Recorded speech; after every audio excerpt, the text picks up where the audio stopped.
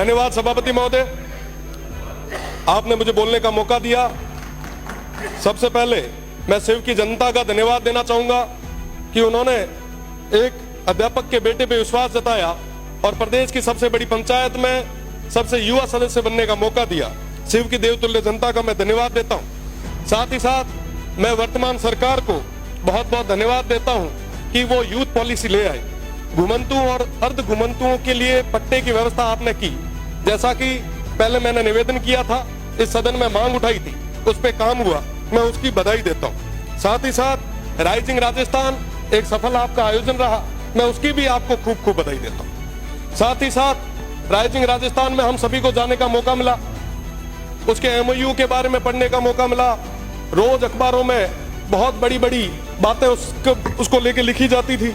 35 लाख करोड़ के एमओयू हुए, बहुत बढ़िया है, होना चाहिए, स्टेट आगे बढ़ना चाहिए, विकास होना चाहिए, बहुत ज्यादा जरूरी। और जब उसके अंदर देखा कि 35 लाख करोड़ के एमओयूज में और क्या क्या है, तब पता चला कि साहब 28 लाख करोड़ तो हमारे अक्षय ऊर्जा के हैं। बहुत अच्छी चीज है, सब स्टेट में ऊर्जा तो होनी चाहिए।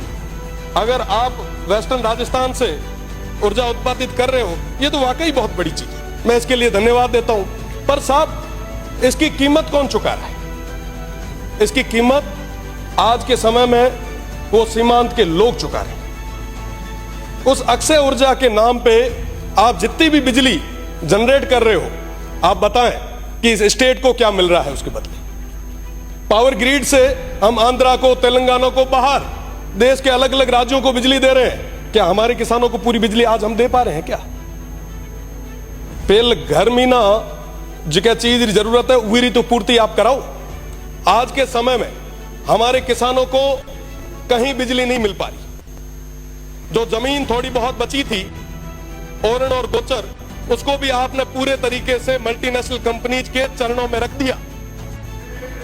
आज पूरे किसान बहुत ज्यादा परेशान, पर उनकी बात कोई नहीं कर। विकास की बात आई, हमने सोचा कि साहब मैन्युफैक्चरिंग यूनिट यहां लगेगी, खूब सारे युवाओं को रोजगार यहां मिलेगा। कई सारे लोगों ने तो कहा कि साहब विकास तो आपके वेस्टर्न राजस्थान में बरस जाएगा, आप देखो क्या होता है। वही सपने हमें दिखाए गए जो रिफाइनरी आई उस समय हमें दिखाए। हमें कहा गया साहब ये आने वाले समय में दुबई बनेगा, जैसे शेखों के पास में रोल्स रॉयस की गाड़ी है वैसी आपके पास भी होगी। यहां पे अपार संभावना है। बदले में क्या हुआ? आज भी वो पश्चिमी राजस्थान, वो सीमांत के लोग वहीं खड़े। आज पुनः वैसे सपने उन भोले भाले लोगों को दिखाए जा रहे, उनको बताया जा रहा है कि साहब आपके यहां रेवेन्यू जनरेट होगा, विकास होगा। साहब सौर ऊर्जा का जो एक प्लांट लगता है ना, लगने के बाद में 2 गार्ड के अलावा तीसरा आदमी नहीं लगता। और रही बात दूसरी, पहले वो प्लेट साफ करने के लिए एक आधा कोई आदमी लगाया करते थे, आजकल तो उसका भी रोबोट आ गया। और वहां पे पूरे तरीके से वन्य संपदा थी, उसको पूरे तरीके से खत्म कर दिया। अभी महाराज जी कह रहे थे लंपी की बात, पिछले लंपी के दौर में हमने भी खूब सारा प्रयास किया। गाय हम सभी के लिए पवित्र है, भगवान रूपी है। पर साहब आप बताएं कि जब ये ओरण और गोचर खत्म हो जाएगा तो वो गौ माता कहां जाएगी? आज उसकी बात कौन कर रहा है? पिछले दिनों भैया गांव में ओरण पे अनैतिक तरीके से, अवैध तरीके से वो अलॉटमेंट हो रहे थे। हमने मांग उठाई, वो लड़ाई लड़ी, बदले में क्या? मुकदमे।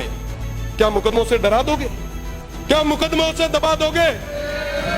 मैं आपको कहना चाहूंगा कि वाकई अगर आप चाहते हो, वाकई अगर आप युवाओं के साथ हो, वाकई आप अगर किसानों के साथ हो, मैं आपसे निवेदन करना चाहूंगा कि आप 70% अनस्किल्ड और सेमी स्किल्ड में प्राइवेट जॉब्स में रिजर्वेशन लाए और कहें कि साहब जहां पे ये काम हो रहा है वहां के युवाओं को हम वरीयता देंगे।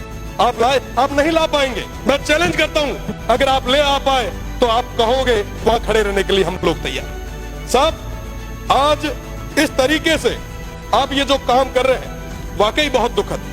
लाखों की संख्या में खेजड़ियां कट रही है, वन्य संपदा खत्म हो रही है। आप याद करो तेजाजी महाराज को, बाबू जी को, हडबू जी को, अमृता देवी जी को, जंबेश्वर भगवान को, सब पर्यावरण के लिए उन्होंने कीजिए। पर्यावरण के लिए उन्होंने क्या क्या नहीं किया, पर आज बदले में क्या हो रहा है? हम एक तरफ एक पेड़ मां के नाम लगा रहे हैं और दूसरे तरफ 100 पेड़ किसके नाम पे काट रहे हैं। जवाब मांगती है ये जनता, स्टेट देख रहा है। और मैं तो पश्चिमी राजस्थान के उन तमाम हमारे 47 माननीय सदस्यों से मैं कहना चाहूंगा, अगर समय रहते आपने उस क्षेत्र की आवाज को नहीं रखा तो वो जनता तैयार बैठी है।